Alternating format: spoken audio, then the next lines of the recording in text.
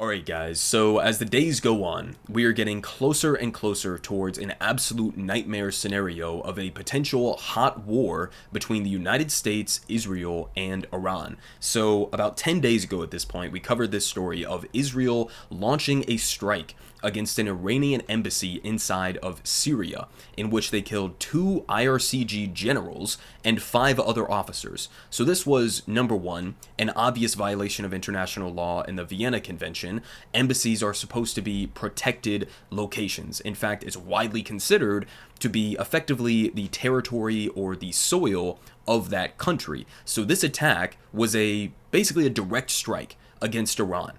Okay, and number two, it also was, thereby, a massive escalation with Iran. And I think it's been pretty clearly established by this point that Benjamin Netanyahu, that the Israeli government, wants an escalation. They want a broader war. Okay, whether that's with Hezbollah or whether that's with Iran, they want to extend the war. They want to expand the war, specifically because Benjamin Netanyahu wants to protect his own political career and wants to prevent himself from being subjected to a possible prison sentence. And so he has to keep this going for as long as he possibly can. As soon as all of this wraps up, whenever their genocidal campaign in Gaza ends, or whenever this cools down, Benjamin Netanyahu is going to be ousted from office, and he is going to have to face the music. And so he doesn't want to do that. And so this was an obvious ploy from Israel to escalate the situation as much as they possibly could. And so, of course, Iran responds to this situation. And the Ayatollah Khamenei, he says Israel must be punished for the Syrian embassy attack. And then they also go on to say that they believe that the United States of America effectively gave the green light to Israel to launch this attack. Now, a couple things on that. I mean, first off, whether or not you believe that the United States directly gave Israel permission to strike an Iranian embassy, I could see that either way. But whether or not you believe that, the fact that Iran holds the U.S. partially responsible for that strike could have a direct impact, for example, on U.S. troops who are still stationed in the region.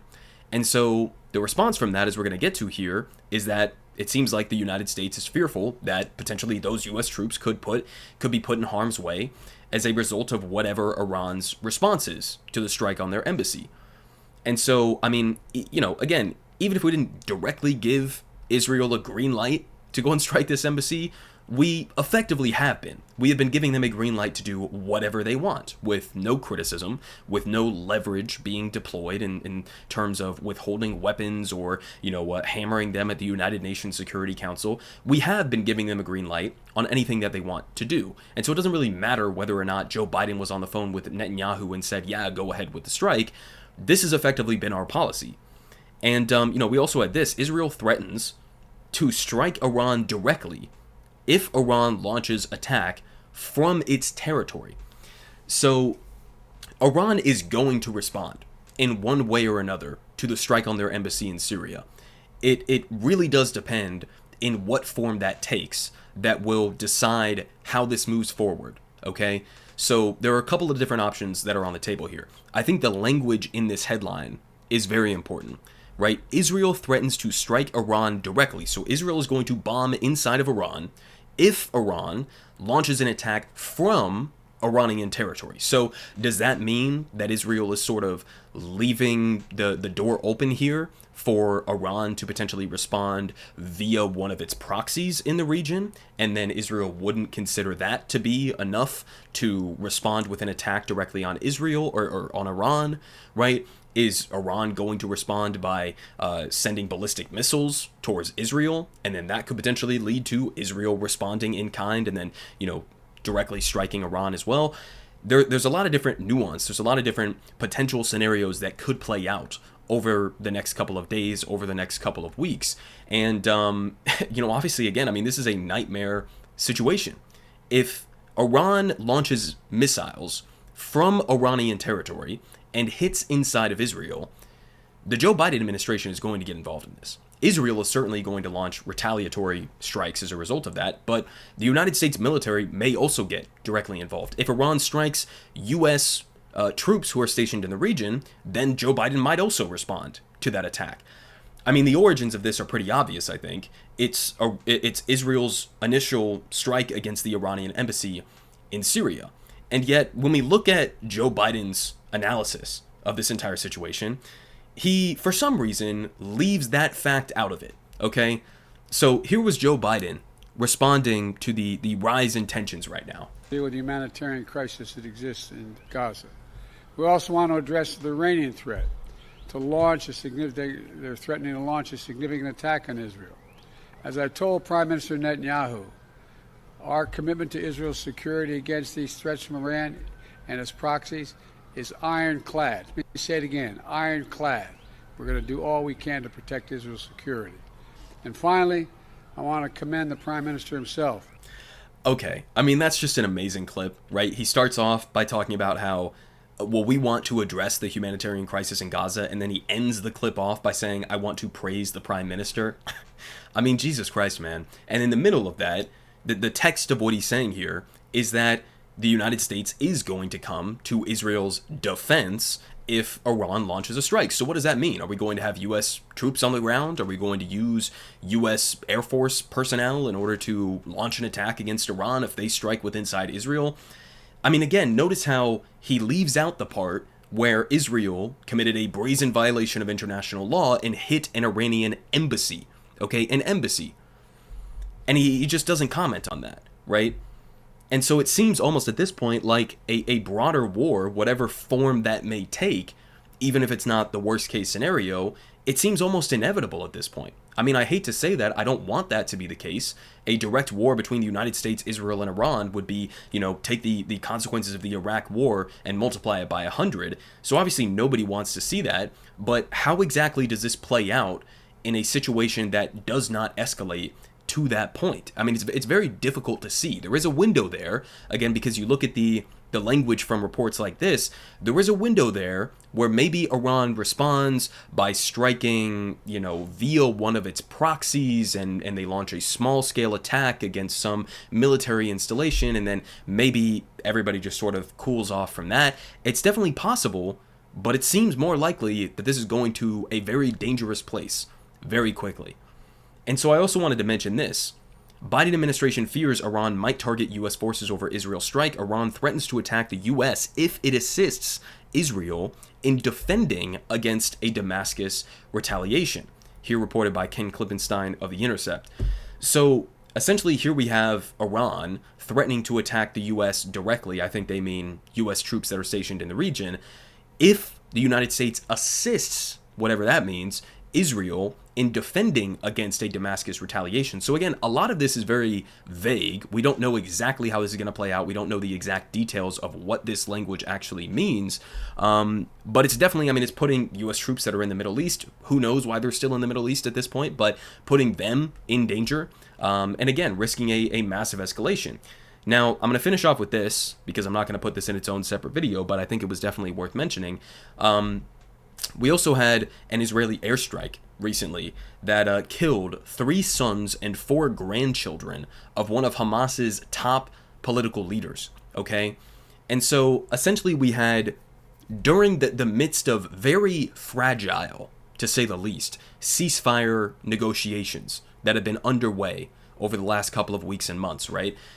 We have Israel going out of their way to seemingly sabotage those negotiations, right? Now, of course, Israel comes out and they try to justify this and they say, well, some of his sons were Hamas cell commanders and had an affiliation with the military wing of Hamas.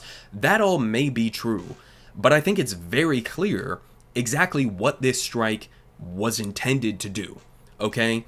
Not only did they kill 3 sons who were, had an affiliation with Hamas's military wing, but you also had 4 grandchildren. There were children who were killed as a part of this strike. And this is in the middle of ceasefire negotiations. What exactly is the point of this strike, right? This does not have a real military justification. The bigger aspect to weigh when you're giving an analysis of this kind of a strike is what it means politically in terms of what's happening. And the reason I brought this into the same story as the escalation with Iran is because I think it's the same idea here.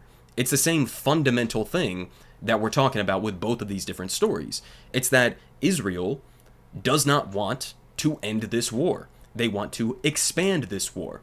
And so I think they're willing to go out of their way to do a targeted strike against the children and grandchildren of a top Hamas political leader who has influence over the negotiations. And they're going to do that strike to try to sabotage those negotiations. They're going to bomb the Iranian embassy in Syria, all to try to prevent the possibility of any sort of ceasefire and to increase the likelihood of a broader escalation towards a regional war.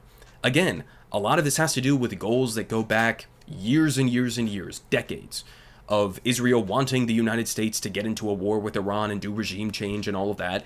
So that's an aspect of it. But the other aspect of it, again, is personal to Benjamin Netanyahu. His own political career, that the prospects of him staying out of prison depend on this war escalating, depend on this war continuing, right? And so a lot of this just comes down to how Joe Biden is going to respond to all of this, how Iran is going to respond to all of this. And I do want to finish off by saying this. It is incredibly ironic that the way that the U.S. media, the way that U.S. politicians talk about Iran as this like terrifying aggressor in the region, right? And then look at the, contrast that with the restraint that we are seeing in these kinds of situations, right? Iran and Hezbollah do not want a war with Israel right now. They don't want that to happen, right? If they did, they could have easily just immediately launched a massive barrage of ballistic missiles towards Israel the second that they bombed their embassy, right? They do not want this. They want de-escalation, okay? And yet we still have this media ecosystem, we still have the U.S. political class that talks about Iran as if they're the aggressor, completely ignores the fact that Israel just bombed their embassy in a brazen violation of international law and a massive escalatory strike. They ignore all of these other little details and then pretend as if Iran came out of nowhere and now Iran is threatening Israel directly for absolutely no reason whatsoever. It's like, what would the United States do if one of our geopolitical enemies or adversaries bombed one of our embassies? What do you think the U.S. response to that would be? Do you think we would all just cool down and be like, oh, well, that's okay. I mean, they kind of had it coming, right? No, of course not. Of course not. But when it comes to a country like Iran, which, believe me, I'm not a fan of the leadership of Iran by any stretch of the imagination, or Hezbollah or Hamas, but it's like, who really is the aggressor in this situation? Who's using more restraint? Who's actually trying to be de-escalatory? Right? And so again, a lot of this comes down to how Joe Biden is going to respond to all of this. It seems like, based on that clip that we just watched, that he's fully ready to get the United States more directly involved if Iran, or when Iran, launches some sort of a retaliatory strike. So again, absolute nightmare situation, and the next couple of weeks are definitely going to be terrifying. Politic guy has the best politic. Believe me, no one does it like him.